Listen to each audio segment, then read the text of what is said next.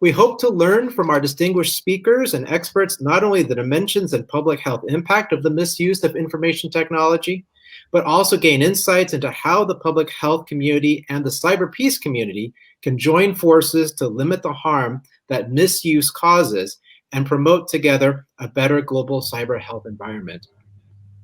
At the end of this webinar, we hope to have the raw material in terms of ideas, concepts, suggestions, and proposals to begin fashioning an agenda for action that the global community can undertake to promote health security in the modern era of information technology. We really look forward to the discussion, and we hope for your active support. And with that, Stefan, I'm going to turn it back to you to welcome our first panel. Thank you.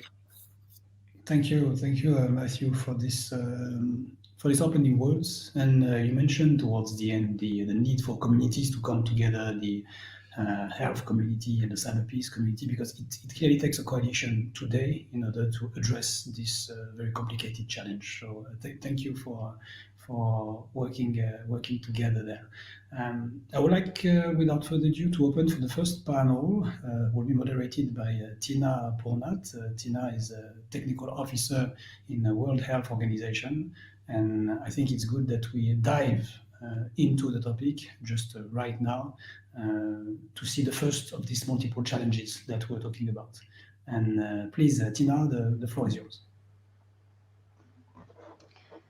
Thank you very much, Stefan and Matt, for this great introduction. So I actually have a pleasure today to moderate a conversation with two colleagues who I think have been working quite a lot, especially this year, in the analysis and response to misinformation, disinformation, and infodemic. So together with Camille, Francois, the Chief Innovation Officer at Graphika, and Päivi, Tampere, the Head of Communications at Hybrid COE.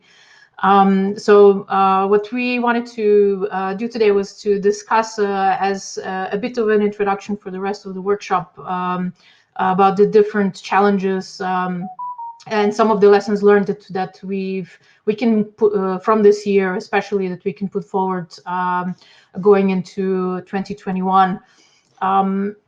At WHO, over especially the last year, at the beginning of the year, we really saw that COVID-19 was the first pandemic of the digitized society. It is the first pandemic where the overflow of information, including accompanying misinformation, disinformation, is really exacerbated by the way that the digitized information ecosystem is now organized, how we communicate, how we're connected both online and offline. What we know in public health is that infodemic mirrors more and more pandemics and outbreaks, and the infodemic can actually extend or exacerbate the pandemic when enough people change their behavior based on either lack of trust or misinformation that they hear. So the reason why we're concerned about misinformation and disinformation is because it can really cause real harm in our lives. It's examples that we've all seen, and this is not just from the COVID-19 pandemic, but as Stefan mentioned, healthcare workers can be physically endangered to health facilities. There's this example of the telephone towers being attacked due to conspiracy theories. But then there's actually also harm caused to our well-being and our communities as well. It's really hard to counter misinformation. It's nowadays it's really designed to be a lot more emotive, and it's made for propagation by online algorithms. It's as compared to factual health information that health authorities are expected to post. So it's really hard to tackle mis and disinformation on systemic level with either policies or on platforms. And and also in communities. So what we've learned and what we've been supporting at WHO over the last year is especially bringing together multidisciplinary research and work from very different angles to work on building a health information ecosystem that will serve us all, and of course recognizing that really a whole of society across different levels really needs to be involved. So we just concluded a conference, an infodemic management conference last Friday, where we took stock of the different efforts. So that's why we're also very pleased that this area of work that Matt and Stefan have so kindly are so kindly co-chairing is really an important piece for us to look into the future, what we can do to build capacities and strategic response to this. So without any further ado, I would like to actually move over to first Camille and then Päivi for first question that I've posed to them ahead of time. So, you know, with all of the challenges that we've had over the last year, and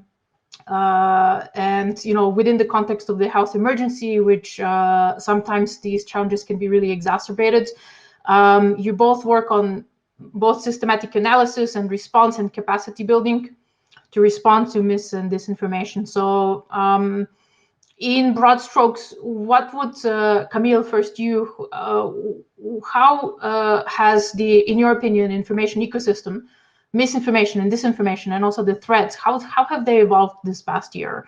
And in all of the work that you've done, is health-related mis and disinformation different from other types that you've analyzed or responded to? And if it is yes, and if it's no, can you discuss that? So Camille, first over to you, and then Päivi, welcome. Thank you, Tina. I'm sorry, I don't know why I'm blurred like this. Eventually, I hope I will come in focus. This is the magic of technology. Okay, well, don't know. I want to start by sort of separating the different threads that come into what we call mis and disinformation, and perhaps take a step back and talk definition, right? So the traditional definition is to separate misinformation from disinformation, with intent as being the thing that differentiates those. So misinformation is information that is false and that is shared by people who generally believe in it. And disinformation is information that is false, but that is shared by people who intend to deceive and who intend to manipulate. And so, for instance, in the context of an election, we see a lot of both, right? We see a lot of disinformation, as in campaigns that are designed to encourage people not to vote, or, for instance, when you see things saying, you know, you can vote over SMS, that are actually designed to suppress votes. This is disinformation. In the context of the infodemic, I think that it's fair to say that the most of what we've seen is actually misinformation. And the large majority, oh, I'm back in focus, great. The large majority of the challenging narratives that we have seen, that we've studied, that we've tackled together, is actually propagated by communities who genuinely believe in them. There are a few exceptions, and one of them that's interesting, and we can sort of talk about it now so that we can set it aside for the rest, is information operation done by foreign adversaries. When the pandemic really started, we had a lot of questions from, are they information operations? Are they foreign actors that are coming in and manipulating that conversation? The answer was yes. There are small, minor campaigns that have done that, mostly at the beginning of the pandemic. And that's not surprising, because in reality, today, we see sort of a steady cadence of sophisticated information operations that are manipulating the information environment, and they talk about what people talk about, and therefore they talked about the pandemic too. And so we exposed, for instance, a series of geopolitical campaign originating both from Iran and from Russia and from China that were talking about the origins of the pandemic and sort of disseminating the idea that the pandemic was created in a lab, and that criticized other nations for mishandling the pandemic. So there was a little bit of that, but it's really, really, really small compared to the enormous amount of genuine organic misinformation that was shared by people who, again, generally believed in the bad information that they were sharing. Now, let's talk about this for a second and talk about how that has evolved in the course of the last 9 months or so. The thing that we immediately saw was a political response of people doubting, again, the origins of the pandemic, which was really the first moment of that misinformation, saying this is actually, this is political in nature, this has been orchestrated by actors, this is something that we believe is a sort of a political plot, right? It's important to understand that when these narratives emerged, they emerged in communities that were well organized, well structured, very conspiratorial, and who were already engaging with these ideas that they were powerful actors who wanted, for instance, to depopulate the planet and who were going to do large conspiracies against that. So it came from clusters of conspiracies which predated the pandemic and sort of got activated in this way. What later happened is these sort of conspiratorial forces gained traction in the overall conversation about the pandemic, which was a key concern that we had studying this. And when, for instance, we did network maps that sort of show the evolution of the structure of the global pandemic conversation month by month, it became very clear that these conspiratorial communities actually were gaining overall traction and were gaining a more central place in the overall global conversation around the pandemic. And so they were becoming more central, they were becoming more influential, and instead of sort of being marginalized because of the information that they were sharing, they were actually being emboldened and really, gaining influence because of this global conversation. After that, we saw a lot of narratives focused on the perceived suppressions of freedoms.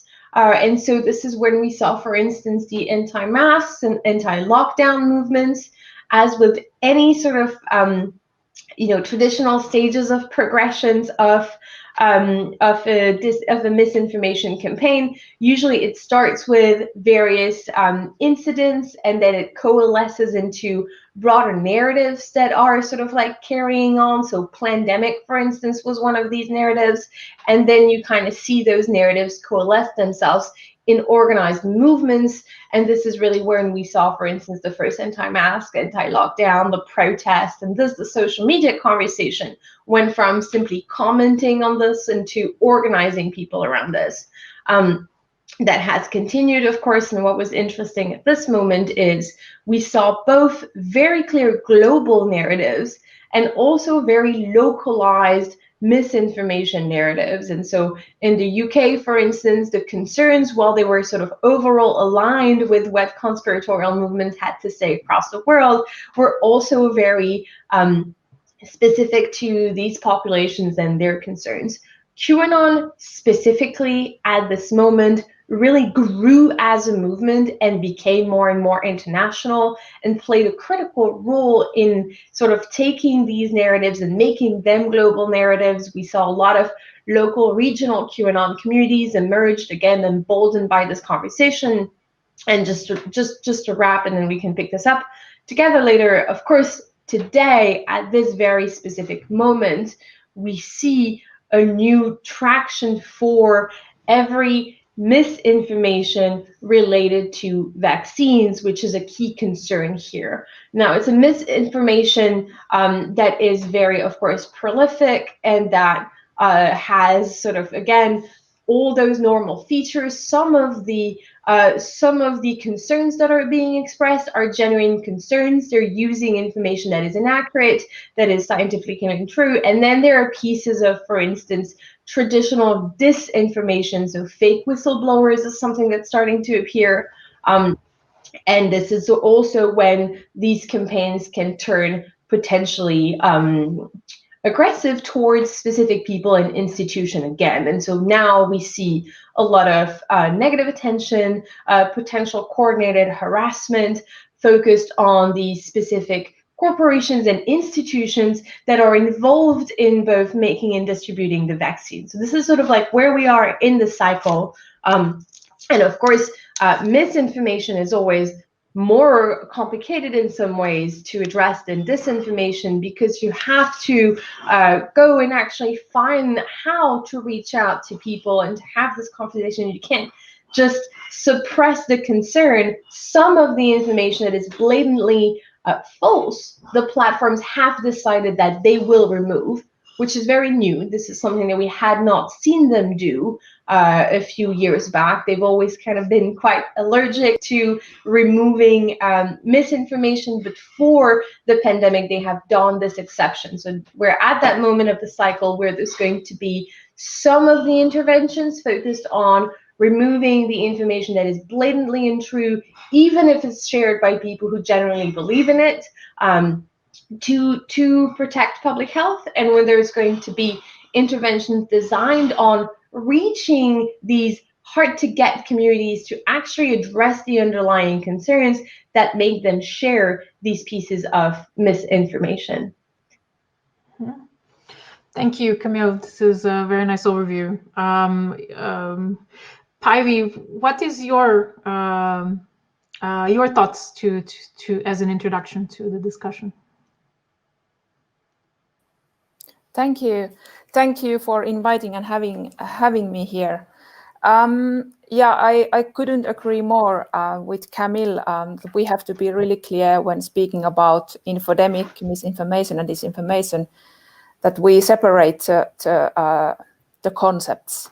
So, like Camille said earlier, that misinformation is spread by people or actors who believe in it, and then disinformation field we have many different actors who are intending to deceive people. And we here at the Hybrid COE, we see, or we approach the problem of disinformation kind of a whole of society, from the whole of society angle. And we think that that in order to be able to respond effectively, you have to really understand what is going on. So you have to be able to differentiate exactly people who are just worried about getting the virus, maybe hesitant about the vaccine, safety of the vaccine, and otherwise, or in other way, afraid or feeling anxious because of the pandemic. Maybe they have lost their jobs or have had to kind of deal with some severe consequences. And then on the other hand, we have actors who are wanting to gain economic benefits. So, for example, some private actors selling face masks or promoting kind of questionable products and trying to kind of feeling of safety, or somehow exploiting this crisis to kind of earn money. And then we have state actors. We can say a couple of authoritarian states especially, they use this crisis for them is kind of a window of opportunity to promote their strategic goal and to undermine Western institutions, Western democratic states, freedom of speech, rule of law, free media, and so on and so forth. And their goals are much more long-term. So they exactly want to kind of cause polarization within our societies.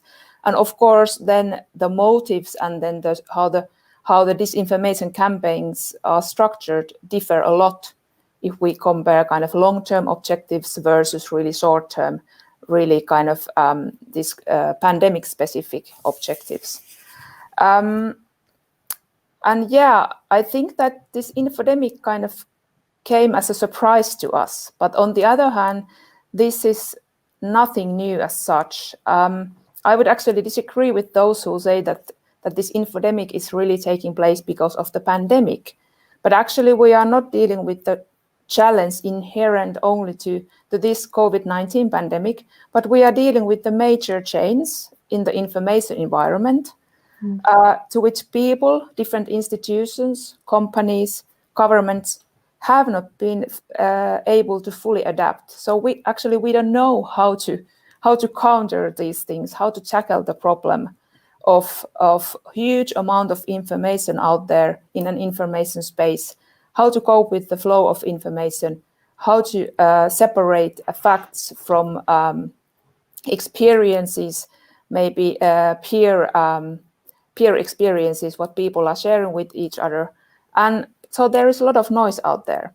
So as an author, a representative of authority or a team kind of trying to manage this crisis, it's really crucial that you have a good situational awareness, so what is going on, and then plan your actions accordingly. And I think it's absolutely normal that people's need for information increases during a crisis. So this infodemic is kind of like a kind of logical result of what is going around. So this pandemic affects everybody, and we want to know what will happen and what's going to happen next, and how long we have to live under these restrictions, and whether this vaccine, what my government has purchased, is safe, and I can really kind of take it.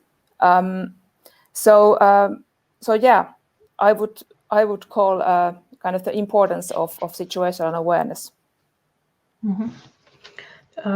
Thank you, Päivi. That's actually a really good point. So yeah, you both described quite well. So Camille, you the evolution of the narratives, and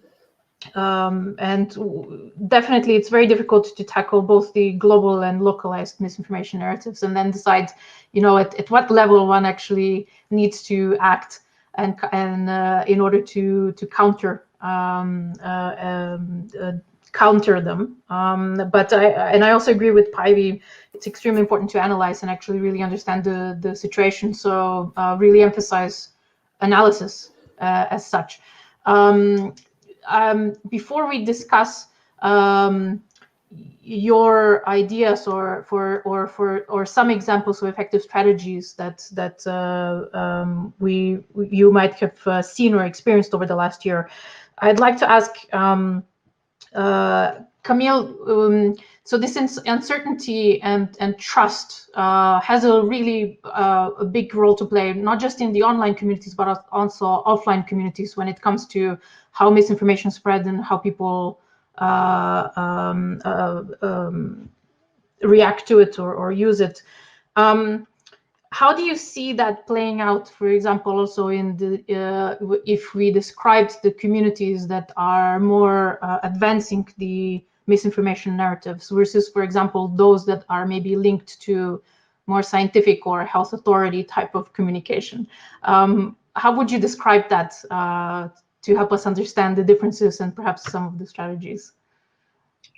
Yeah, it's a great question, because this is where we face challenges with communities that are really hard to get, and this is where, as in like hard to reach, and this is where I think we're dealing with another sort of feature of the landscape that makes this perhaps more challenging today than it would have been a few years ago, which is the landscape tends to be generally increasingly polarized, with people having less and less common references. And so there are many cases where we see, for instance, conspiratorial communities that are really well organized, really well networked, and then they have their own sort of sources of information, alternate media ecosystem, alternate influencers. And we've worked with institutions, for instance, who had their names misused in pieces of misinformation. So, for instance, a famous hospital in the US who was confronted with the idea that there was a fake memo. It wasn't coming from them, but it was a fake memo circulating online saying this hospital said that about the coronavirus. It was inaccurate and untrue, and they had never said it. And they wanted to establish a campaign to go and sort of rectify and then, you know, share the truth to counter this fact. And one of the main difficulty they were experiencing is and this is where I think, Tina, you highlighted again the role of analysis, right? If you actually look at who were the communities and lines that were most engaging with a piece of that information, they were not the communities online that paid any attention to their counter campaign. They were not following that institution. They were not reading the blogs and media properties in which this was being discussed. And this was really happening in a different and separate media ecosystem with different influencers and different authority sources. That can be challenging, and that highlights again, and we'll talk about when we talk about solutions and approaches, that really highlights the necessity to understand where people are at and how these communities are structured, because otherwise when you think that you're, you know, correcting the record, you're actually just missing completely the audience that has engaged with the initial piece of information. Camille, in your experience, how much do these communities change over time and linkages? They do a bit, including, for instance, communities that have changed really quickly during the course of the pandemic. So QAnon, for instance, has both grown, consolidated itself, grew more serious influencers, and sort of spread with more regional chapters and branches. And so those communities can change and can change pretty quickly. So I would say, yes, this is fairly dynamic, specifically in times of crisis where we see things develop. Yeah, this actually leads me to the question to Päivi. Also, Päivi, I have one more for you before we go to the last question round. You know, you spoke to the importance of situational awareness, and I totally agree with you. There's this one way trade-off that in emergency response in public health, and I think in any type of emergency response, we always need to be thinking, okay, do we try to do rapid response at the expense of perhaps not having all of the information versus, you know, delaying a little bit and trying to have better information and better data? Do you have any thoughts about, you know, how to go about in this particular context, making the decisions that are still evidence-based, but still being in time, reacting in time strategically? It's an excellent question. Actually, I'm already revealing some of my remedies I was going to present after your last question. So yeah, so you have to think about the strategic level and long-term response activities, and then the tactical level separately. So you can, in order not to kind of stay fully reactive. So if you're trying to hammer down all the fake narratives and debunk all mis and disinformation, what is out there, that is actually not the most effective use of resources. So you have to be able to separate. So, okay, so what kind of narratives or what kind of groups are the most harmful and are going to damage or kind of cause the most damage to public safety or people's willingness, for example, to take the vaccine. And then what maybe even vocal groups are marginal and they don't have so big impact. So separating actors, that is of course part of the situational awareness I emphasized earlier. And then basing on that information, you are able to build more proactive narratives. So that those narratives will be part of your strategic communication, which should take place on everyday basis. I mean, the normal comms you do to kind of build trust, to keep, to have dialogue with your stakeholders, to listen people, their worries and opinions and feedback. And then if you have something kind of sudden appears, a hostile attack, information attack is being organized against you, or your maybe doctors or nurses or health personnel are being harassed, for example, online, then you have a different set of kind of tools you respond. So again, keeping the strategic more long-term and then the tactical more short-term, even rapid response separately. Mm-hmm. Okay, great. Thank you very much. So yes, I surprised both of you with this intermediate set of questions. I'd like to move on though. Both of you have alluded a little bit, but I wonder if you could, about this strategic, some effective strategies or examples of meaningful action against misinformation or disinformation. We know that this type of action can be really at many different levels and from very different angles by different actors within the society, influencing the information ecosystem. So I was wondering, maybe we start with Camille again first. Are there any particular actions or partnerships that you think we need to prioritize in the short term? I mean, recognizing that perhaps there are gaps or some really important actions that we should be taking.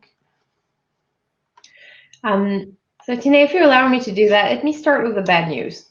How to tackle mis and disinformation, what types of interventions are effective is a topic that we are direly lacking good empirical research on. And that is because most of the researchers are lacking the data access to actually measure the efficiency of some of the approaches that are tested. So we know that a lot of things are being tried out. We know that the platforms are changing their terms of services. They're finally taking this a little bit more seriously. We see them try out different things. And that is good. I think for a very long time, we were kind of stuck in this paradigm where either things stay online or they go offline. We're finally sort of like beyond this conversation. Now we understand that there are more strategic things that can be done.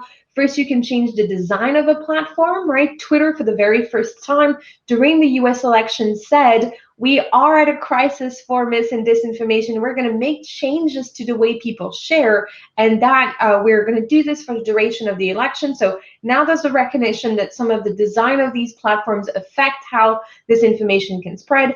And of course, there's a series of experiments with, can we add context to this information? Can we label these conversations? Can we label, bad information in this way? Can we push more information in that way? So it's not that things are not being tried out, but it is unfortunately factually accurate that there's a gap between the importance of tackling this right and the lack of empirical and rigorous data on what is actually effective in this context. And I think that is a first priority for research and for advocacy, which is, if we want to tackle this seriously, well, we need what any sort of scientific rigorous research would, which is empirical experiment, which we can measure and assess. Now, that being set aside, I do think that some of the approaches are promising. And one, for instance, that I've worked on in the past and that is now being repurposed for the Infodemic is one that I want to share because I think it's an interesting perspective.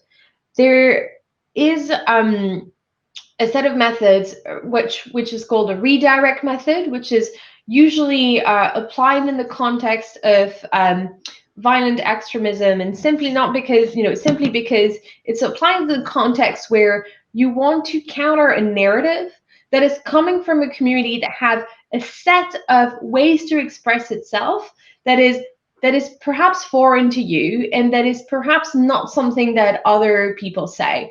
And in this methodology, what you first do is you really understand what are these words, what are these conversations that these people are having that are not the same words than the rest of the conversation is having, right?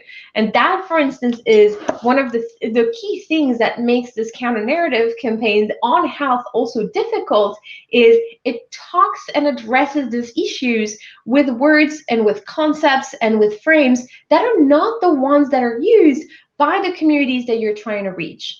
That creates a whole lot of problems that researchers have documented. Data voids is one of them, right? So You have health institutions that communicate, again, with a specific set of sentences and phrases and frames. And then you have the communities that you're trying to reach, which is communicating with really different vocabulary, frames, and sentences. And therefore, they're operating in their own information ecosystem. I like the redirect method, which uses transparent advertising to go and target against these very specific keywords that conspiratorial communities may be using, and offers an alternate pathway to, for instance, you would start with a very specific conspiracy theory, right? Probably major institutions may not communicate on this conspiracy theory. There might be good reasons for that. Perhaps they don't want to amplify it. But for people who are already there, and who are already searching for this information on search engine, it might actually be good, again, to have advertising that is transparent advertising saying like, hey, we see that you're searching for this. Here's information that you might want to consider reading, right? So it's really, I mean, the simple basic idea is to really meet people where they are, including when they are, is using words, vocabulary, ideas, frames, and phrases that are very different from the institutions who are carrying these counter narratives and who are trying to rectify some of the falsehoods. Mm-hmm. Thank you. That's very interesting. Päivi, maybe we go to you with the next set of suggestions. What would you recommend? So I would recommend to actually map potential scenarios. What kind of scenarios you might or your organization might have to encounter, for example, during next year when the vaccines come to market and the campaigns start. So what could harm you the most? And then how to mitigate the risks. So what is your plan to respond? And also thinking of how to reach the groups most vulnerable for mis and disinformation, exactly what Camille said, that map the groups and know how they speak and what topics they are interested in, and use their language.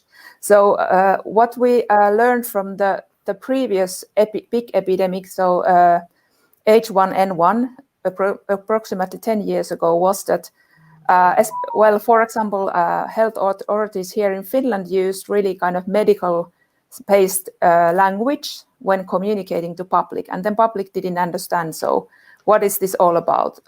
So pay attention to language you use. Lay people tend to kind of perceive different language credible than we as a medical experts, for example. Then good contacts. There is a saying that you don't exchange business cards in a hurricane.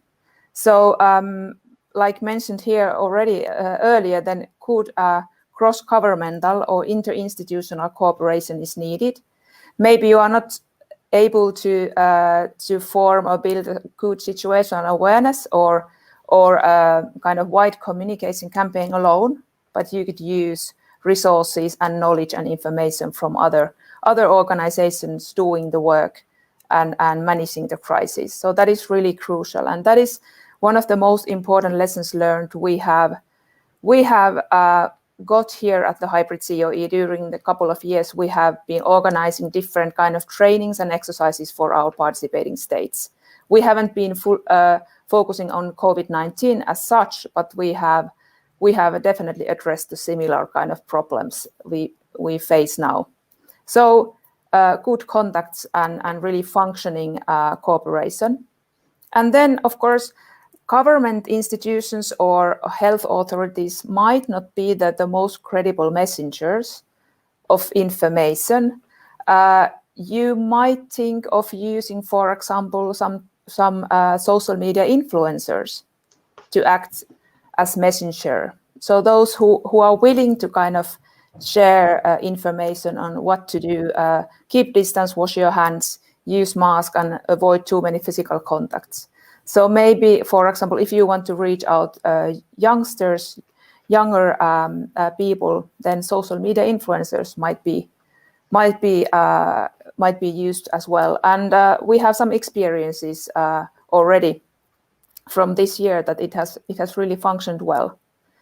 And then one other kind of an important aspect we maybe tend to forget here is that as an experts we are focusing on this current crisis, so what is going on now with this pandemic.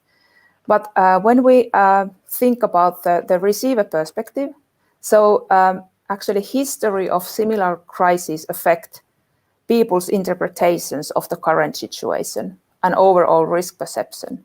So that is maybe something we should stop and think about. So okay, so what have we learned from the previous similar type of situations? What are the lessons learned, and have we adapted them to the current present day situation? And if not, then what could be done more? So that is a really important aspect to remember as well. Thank you, Päivi. Yes, I was actually thinking as you were speaking, in a sense, it's not only about risk perception, it's almost about how do we build health services, for example, or services in general that are worthy of people's trust. So we're not only thinking about how do we convince them that they should trust the services, but that the services and the systems are actually offered in ways that people and communities that perhaps had been marginalized actually are trusting them. Thank you. We have about 6 minutes left, so I'm going to do a firing round with both of you for one last reflection. Both of you, from different angles, were actually saying, meet the people where they are in the communities. And then, if I'm an infodemic manager in a country and need to do a situational assessment, I'm under pressure to be making recommendations. I know that I will always have imperfect data, not just for evaluation of any type of intervention, but also because conversations take place on all kinds of platforms and also offline that we don't have access to. What would your recommendation to someone that needs to be looking at situational assessment be in order to prioritize actually understanding communities and meeting communities where they are? This is a general question, but what would be your take? So 2 minutes to Camille and then 2 minutes to Päivi. I also just wanted to echo some of what Päivi was just saying, and just so that we've said it and made it super clear, there's one thing that's just honestly a bad idea, and that we can just label a bad idea, which is to engage in this debate by mocking and or belittling communities that are sharing this information. Sometimes we do see that. That's of course not the right entry point. So start with respect and start with understanding who these communities are, what are their drivers, how they're structured, and who is an authoritative voice for them. There are very little communities where there are no influencers. I've almost never seen that. And so, what Päivi was saying on understand what are the drivers, what exactly they're talking about, how they're talking about it, and who are their influencers is often also a right way to go. We've seen influencers play either a really good and important role in sharing some of the best practices in the pandemic, or at times we've seen them play a negative role, right? We have seen pop stars share songs of resistance to best practices in lockdown, right? So there unfortunately is a little bit of an influencer's game, and making sure that you can work with the people who have credibility and who have a reach and who have some of the audiences that you're trying to reach is generally a good way to go. So I would start there. Thank you, Camille. And Päivi, your last comments? I would invite together a multidisciplinary team, so multiple different voices, even critical voices, when you start assembling your plan. Not only having communication experts or cyber expert or medical expert, but all of them and much more. Contact your peers.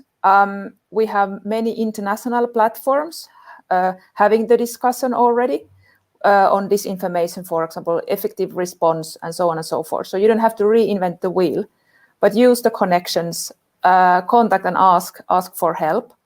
And then, of course, we have organizations like Graphika, which is publishing excellent reports on what is going on in information environment, and many other perfect kind of actors to help kind of get the grasp of where to start. Yeah, thank you, Päivi, as well. I mean, I absolutely agree with both of you. You know, international cooperation, really whole society response is key. And also going forward, especially this evaluation piece and research piece is really going to be the key aspect of us understanding what works, what doesn't, and what we should be doing more often and what less. With WHO are also trying to lead on this piece with the public health research agenda on infodemic management, and we hope that actually all of that will also be a contribution to what both of you are pointing out as well. So really, thank you both for contributing to the beginning of the workshop today, and thank you for the work, especially of the last year. And hope you have some rest over the holidays, and let's jump into 2021 with additional energy. Thank you both, Camille and Päivi. Thank you. Thank you so much for having